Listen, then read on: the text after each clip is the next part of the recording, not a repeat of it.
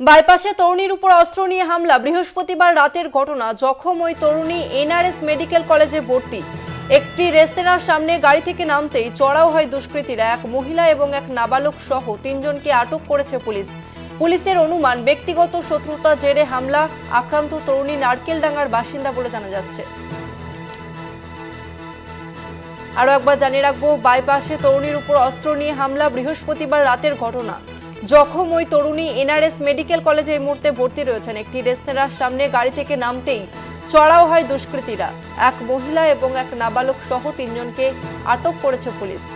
পুলিশের অনুমান ব্যক্তিগত শত্রুতার জেরেই হামলা করা হয়েছে। আক্রান্ত তরুণী নারকেলডাঙ্গার বাসিন্দা বলে জানা যাচ্ছে।